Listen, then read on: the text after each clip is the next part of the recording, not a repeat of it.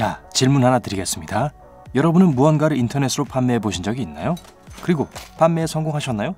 아니면 혹시 할머니가 졸업기념으로 사주신 시계를 주머니 사정 때문에 판매하려고 고생하셨던 적이 있나요? 걱정하지 마세요. 거래의 비밀을 알게 되시면 전자상 거래에 눈뜨게 되실 겁니다. 뒤에서부터 시작해보죠. 12번. 최적의 가격을 정하세요. 여러분이 가격을 좀 높게 설정하신다면 구매자는 단번에 알아차리고 여러분의 글을 클릭하기도 전에 다시 생각하게 됩니다. 보세요. 여러분이 유일무이한 유니콘의 눈물을 파는 게 아니라면 많은 웹사이트와 앱에서 항상 다른 사람들과 경쟁을 하게 될 겁니다.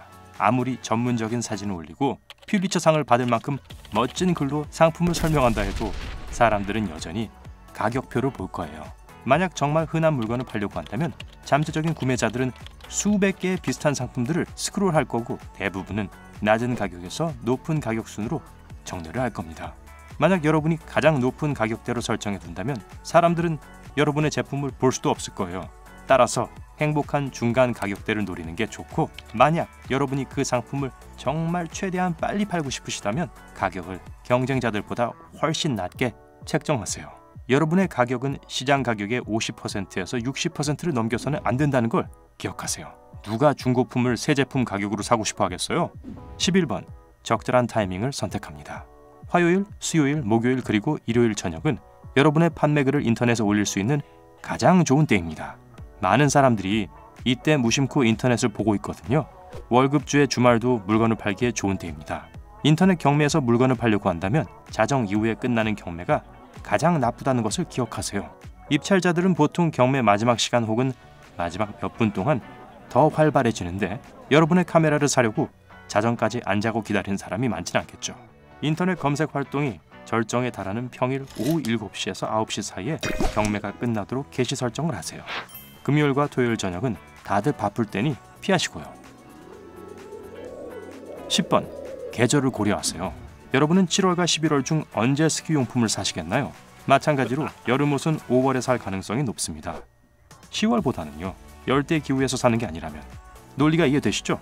모든 물건들은 어울리는 시기가 있습니다. 계획을 세우고 기다려야 할 수도 있지만 결국에는 그럴 만한 가치가 있을 겁니다. 계절에 맞지 않는 아이템을 빨리 내놓고 싶으시다면 돈을 크게 벌지 못할 겁니다. 컴퓨터 액세서리, 자동차 부품과 같이 기능적인 물건들은 절대 계절을 타지 않습니다. 9번. 신뢰할 수 있는 프로필을 만듭니다. 사람들은 믿을 수 있는 판매자로부터 물건을 구매할 가능성이 높으므로 간단하고 전문적으로 보이는 사용자 이름을 선택합니다. 예를 들면 홍길동 95가 아기천사 95보다 낫습니다. 특정 종류의 물건을 판매할 계획이라면 물건을 사용자 이름에 포함할 수 있습니다. 만약 여러분이 구매자들에게 친절했다면 그들은 여러분에게 긍정적인 피드백을 남길 겁니다. 이베이 같은 웹사이트에서 판매를 막 시작하는 분이라면 다른 판매자들로부터 물건을 구입하고 그들에게 긍정적인 피드백을 남기면서 좋은 기록을 만들 수도 있습니다. 이런 활동은 투자 가치가 있을 거예요. 8번. 덤을 주세요. 선물을 싫어하는 사람은 없습니다. 마케터들은 이 트릭을 가장 인기 있는 제품이 아닌 제품을 팔기 위해 전부터 사용해 왔습니다. 공짜 선물이나 덤은 구매 가치를 높아 보이게 만듭니다. 특정 품목의 공급이 너무 많은 경우에도 효과가 있을 겁니다. 예를 들어 노트북을 판매할 때 플래시 드라이브 또는 헤드폰을 선물로 제공할 수 있죠. 장난감은 아이들 옷과 잘 어울릴 거예요. 판매글 시작 시에 반드시 덤을 언급하세요. 7번. 묶어서 판매해보세요. 이 수법은 특히 옷에 잘 맞습니다. 몇 가지 비슷한 것들을 묶으실 수 있겠죠? 예를 들면 완벽한 여름 의상 또는 3살짜리 아이들을 위한 5벌의 티셔츠처럼요. 구매자는 2개 이상의 품목을 좋은 가격에 구입해서 기쁠 거예요. 6번. 구매자가 흥정하도록 하세요. 가격이 너무 낮아 보이는 경우 구매자가 의심할 수 있습니다. 아마 이렇게 생각하겠죠? 물건에 결함이 있거나 품질이 설명하는 것보다 나쁜 거 아닐까? 따라서 저렴한 가격에 물건을 판매할 준비가 되셨다면 가격을 더 높게 설정하고 협상을 할 수 있다고 언급하세요. 이런 표현은 물건을 살 생각이 없었던 사람들까지도 종종 유혹할 수 있습니다. 여러분이 더 낮은 가격에 판매하겠다고 하면 여러분은 구매자의 기분도 좋게 하면서 처음에 계획했던 만큼의 돈을 벌게 됩니다. 5번. 배송비를 고려합니다. 인터넷에는 세계 여러 지역의 사람들이 모여 있습니다. 그래서 판매자들은 꽤 자주 몇 킬로미터씩 떨어진 곳의 구매자들에게 물건을 보내야 합니다. 판매글을 올릴 때 배송에 대해 생각해 보세요. 운송비와 배달비는 누가 부담하죠? 설명에 배송에 대해 자세히 언급하거나 거래 전 잠재적 구매자들과 논의해서 예상 못한 불쾌함을 피해야 합니다. 4번. 예약에 절대 동의하지 않습니다. 만약 여러분이 인터넷에서 무언가를 팔려고 시도했다면 여러분은 아마 내일까지, 다음 월급날인 월요일까지, 그리고 다음 월급날까지 계속 기다려달라고 요청하는 구매자들을 만나게 될 겁니다. 친절하게 응대하며 기다려줄 수도 있겠지만 그들에겐 실제로 어떤 의무도 없고 이틀 후에 그 옷을 사지 않겠다고 쉽게 마음을 바꿀 수도 있습니다. 인터넷 판매에서 시간은 정말 중요합니다. 즉시 제품을 사고 싶은 사람이 있다면 그 사람에게 파세요. 기다려달라고 부탁한 사람을 거절한 것에 대한 죄책감을 갖지 마시고요. 3번. 제품 설명에 신경 쓰세요. 제품 설명으로 거래를 성사시키거나 취소할 수도 있습니다. 그러니 제품 설명을 명작으로 만드는 것이 좋을 거예요. 간단하지만 요점과 키워드로 꽉 채워져 있어야 합니다. 구매자 입장에서 생각하세요. 제품을 구입하기 전에 무엇을 알고 싶을까요? 자세한 측정치와 제품 상태를 언급하는 것은 필수사항입니다. 그렇지 않으면 사람들이 전화를 걸어 정보를 요청하거나 판매글을 완전히 무시합니다. 제품을 파는 이유에 대해선 생략해도 되겠죠. 모든 사례의 99%는 돈 때문이라는 걸 모두 알고 있습니다. 눈에 띄는 제목과 전문적으로 보이는 설명을 작성합니다. 맞춤법 오류와 오타를 피하시고요. 느낌표를 지나치게 넣거나 이모티콘을 쓰지 마세요.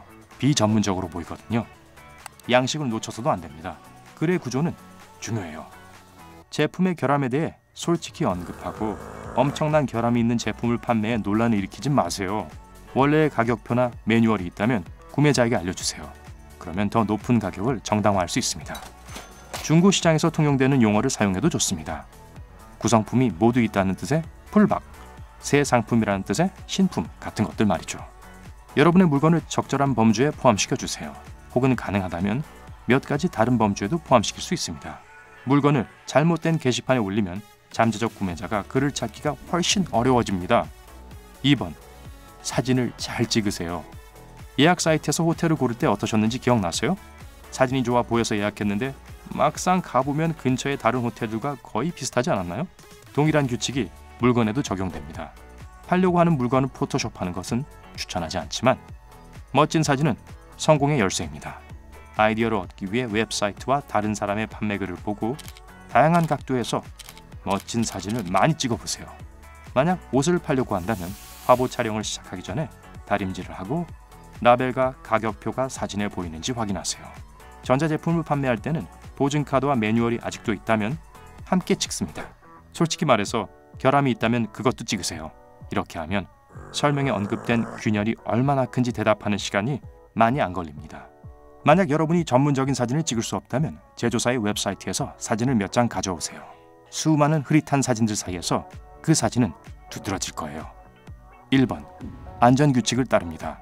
사용자가 인터넷으로 물건을 판매할 수 있도록 하는 모든 웹사이트에는 규칙이 있는 만큼 검토할 기회가 있을 때 꼭 읽어보세요. 대부분의 규칙은 꽤 표준적입니다. 개인정보를 공개하지 마세요. 구매자와 만날 때는 공개적인 장소를 선택하거나 친구에게 함께 가자고 요청하세요. 판매 중인 제품을 살펴보라고 낯선 사람을 집에 부르지 마세요. 전자기기를 판매하는 경우 일련 번호를 찍으세요. 이런 것들이죠. 어떤 사람들은 구매한 제품을 고장난 제품으로 교체한 뒤 반품하기도 합니다.